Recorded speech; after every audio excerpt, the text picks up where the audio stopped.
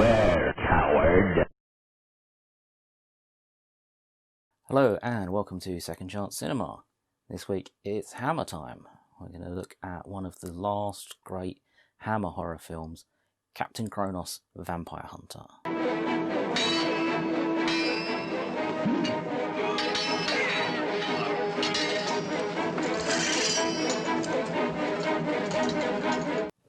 Released in 1974, Captain Kronos is a mixture of Hammer's more usual gothic horror style with a kind of swashbuckling action adventure.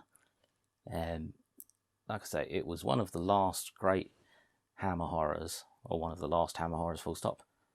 It came out in the same year as Legend of the Seven Golden Vampires and Frankenstein and the Monster from Hell, and 2 years later Hammer released To the Devil a Daughter, but none of those are as good or inventive as Captain Kronos Vampire Hunter.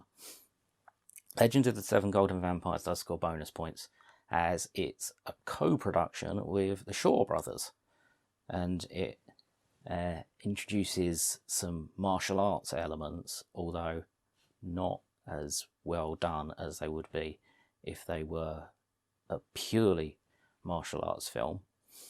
The film stars Horst Janssen as the titular Captain Kronos, physically at least, John Cater as his sidekick, the hunchbacked, charming vampire expert Professor Hieronymus Grost, John Carson as his friend from their past war efforts, Caroline Munro as the Hammer girl they pick up along the way, and it also features Ian Hendry as a terrible bastard, and also includes Wanda Ventum, also known as Benedict Cumberbatch's mum. The film opens with John Carson's Dr. Marcus, the local village physician, finding that young girls have been being attacked by vampires. It being a Hammer film, the idea of vampires isn't exactly poo-pooed. He sends for his old army friend, Captain Kronos, who is a professional vampire hunter, with his partner, Professor Grost. Along the way to the village they pick up Carla, Caroline Munro's wandering gypsy girl, who was in the pillory, I think, not stocks. Stocks are for feet, pillories are for head and arms. She was in there being punished for dancing on a Sunday. So as you can tell, she is the true villain of the film. Upon arriving at the village and meeting up with Dr. Marcus, the film establishes, mostly through Professor Grost, that there are many, many types of vampires. So some investigation is going to be needed to work out exactly what kind of vampire they're dealing with, because that determines how they can be destroyed. You see, Doctor, there are as many species of vampire as there are beasts of prey. Their methods and their motive for attack can vary in 100 different ways. And the means of their destruction. Aye, the traditional stake through the heart does not always hold good, you know. Some can only be destroyed by hanging or decapitation or fire or water or by other means. Now, something that's kind of, I don't necessarily want to say unique for the time, but this is one of the early examples of something that kind of acknowledges other vampire mythologies and sort of opens the door to the idea that other vampire movies and other vampire legends don't get it wrong. They just know the kind they're dealing with. Kronos and Grost start their investigation, taking along Carla and Dr. Marcus, and they use numerous inventive techniques, the most memorable of them being ringing the forest in buried dead toads.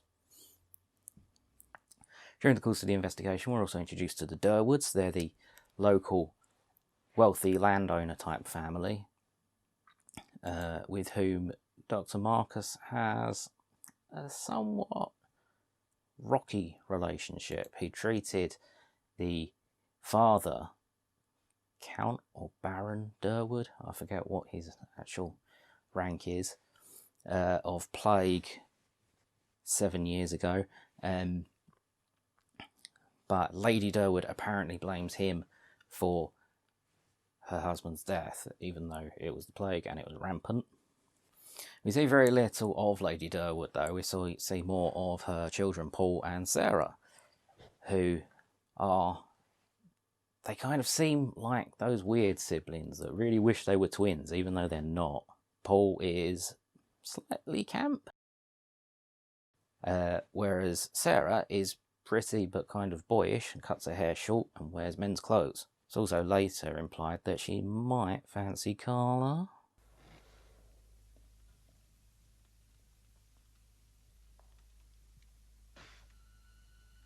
Sleep well.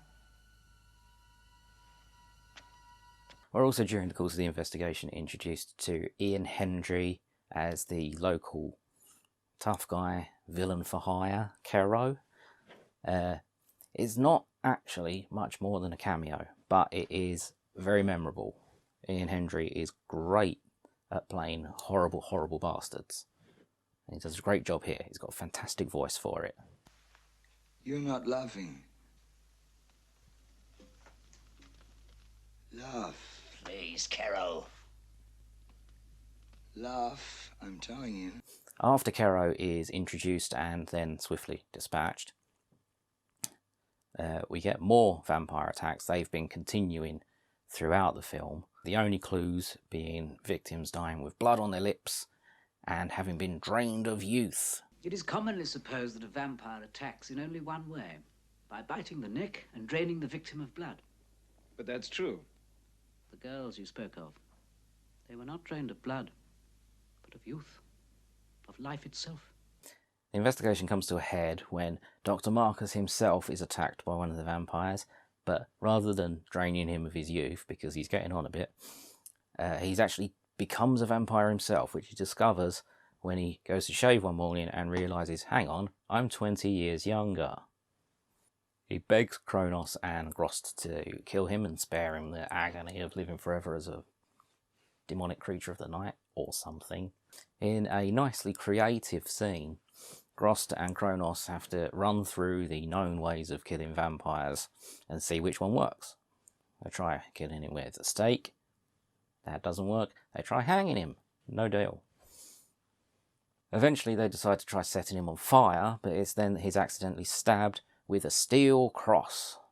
We get a nice preparing for the final confrontation sequence as Grost makes the weapon that Kronos will be using, and Kronos prepares himself by meditating, conducting a vigil, one or the other. He also prepares himself by wearing a specific crucifix, wearing bands of garlic around his arms and drawing crosses on his neck, which is a nice touch. When the preparations are complete, Carla goes to Durwood Manor to act as bait. Kronos goes in afterwards, followed by Grost, and we then find out which Durwood is in fact the vampire, and well, I'm not going to tell you that. No point me recommending this film if I'm just going to tell you what happens. At the end, obviously, I've given you a super brief run through of everything else. So, what's bad about Captain Kronos? Well, it's a Hammer film from the 1970s. So, more or less, everything that's wrong with Hammer films from the 1970s. It uses day for night, which there always seems to be two ways you can go with day for night. Either your nighttime scenes can be so laughably obviously shot in the daylight that it's just plain ridiculous. For example, Lust for a Vampire is terrible for this, and probably the best example is in Twins of Evil. There's a scene in that where people are riding through the forest, torches ablaze, and, you know, the shadows very much giving away that this was shot at about 3 o'clock in the afternoon. Other way that you can go for day for night, which is what they used on Captain Kronos, is to make it so dark that at times you can't see. Now, I most recently watched Captain Kronos through Amazon Prime, and in that version, several nighttime scenes are so murky you literally can't see what's going on. There is a version on YouTube, so you can watch Captain Kronos 100% free. Hammer themselves put it on there. That version is a lot better picture-wise, I think the nighttime scenes are fairly clear, and although it's never going to fool you into thinking it's nighttime, at least it's not amazingly obvious it's daytime. And unlike the Amazon version, you can actually see. What's the K stand for? Is he a king or something? King? Yes, in a way, I suppose he is.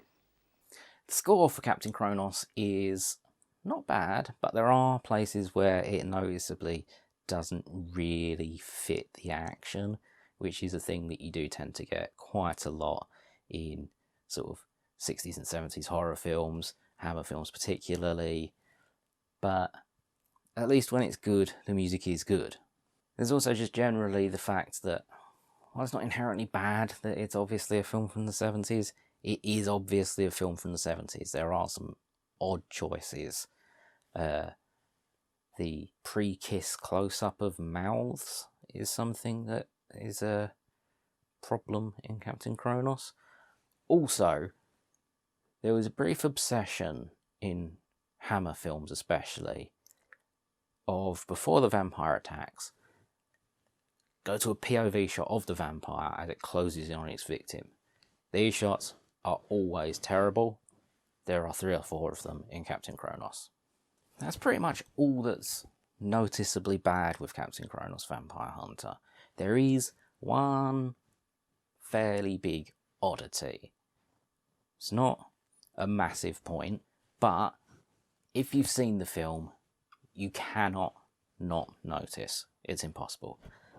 In the scene where we meet and say goodbye to Ian Hendry's Kero and his cronies, they're in a tavern or inn, and shown several times throughout the scene in fairly close up is a blind girl sitting in a corner by the door drinking. We know she's blind because she's got a kind of blindfold covering her eyes, so either there to let people know she's blind, or maybe she's disfigured in some way, I don't know. She's shown in several shots enough times that you will think, what's she going to do? She does nothing. She's shown in several shots in the background, very, very noticeably, and then she's not in the film anymore whatsoever. She's played by Gigi Gerpinar, who, according to IMDb, was in one other thing, and that was an uncredited role on the TV series Thriller. Exactly why she's featured so noticeably, I've never been able to find out. I've not seen anything saying that there was some sort of discarded subplot involving her. That's the only thing that I could come up with, other than someone decided that she would sort of give extra flavour to the scene. But she's shown so noticeably that it's impossible to not think she was supposed to do something. Oh, one other potentially odd thing. I mentioned before that Kronos is played by Horst Janssen physically. His voice is provided by Julian Holloway. Julian Holloway, I believe, is or was a fairly prolific voice actor and just actor generally. He provided the voice for Christopher Jones's character in Ryan's Daughter. Ryan's Daughter, arguably the dullest film ever made, but then The Thin Red Line exists as well. Now, what's an oddity about Julian Holloway voicing Captain Kronos is he was cast to replace Horst Janssen's voice because Horst Janssen is German and has a German accent. Julian Holloway plays the character with a German accent. I don't know if they were incredibly keen for Kronos to be German to the point that they wanted a German accent but not one as strong as Horst Janssen's. But the thing is, he is the only character with an accent. Everyone else is English. Vocally, at least.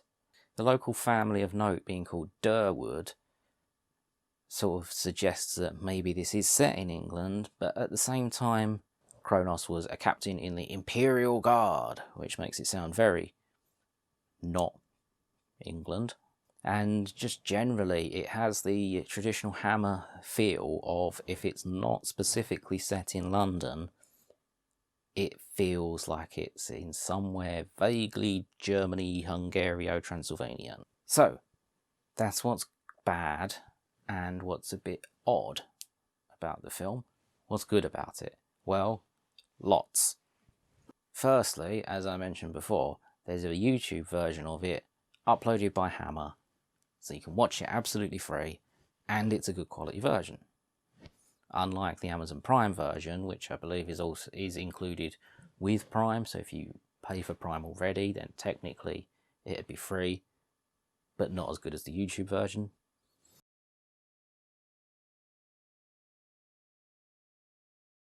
John Cater's Professor Hieronymus Grost is an incredibly likeable and sympathetic character. I can't imagine people watching this film and not liking Professor Grost.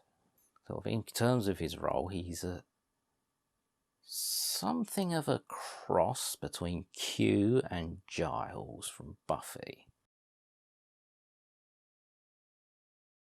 He's the expert on vampire lore, but also the maker of weapons and traps and investigative tools. The film is also nice and original. The idea of a professional vampire hunter, and that the idea that there are many, many types of vampire that have to be killed in many, many different ways depending on what type it is. I think the idea was also always to spin this film off into a franchise. It never happened because, as I believe, Captain Kronos didn't do particularly well, sort of box office wise. I've read it put down to the fact that people just weren't ready or weren't expecting a film to be sort of a mixture of horror and action adventure. As I understand it, had the franchise panned out how they'd intended, it would have incorporated werewolves and ghosts and everything else, so as well as vampires being real, basically every other horror monster is real. Essentially it would have been supernatural, but not dragged out several seasons beyond it should have ended. Should have ended with Series 5. The fact that they take a kind of scientific approach to vampire hunting as well is nice and original. The idea of the dead toads buried and coming back to life if a vampire passes over them is explained as being based on an old folk rhyme, but that there is an element of truth to these things, and that Grost and Kronos apply them methodically. If a vampire should be strode close to the grave of a dead toad, then the vampire life shall give, and suddenly the toad shall live. It's an old folk rhyme, and like most of them, there's a grain of truth in it. It's a nice contrast to other Hammer films and other vampire films generally, where maybe a dusty old tome gives away the key to the vampires, or recast as vampire expert rather than doctor and general man of the world of Van Helsing coming up with the ideas. There's also, I mentioned the idea of Kronos and Grost being professional vampire hunters.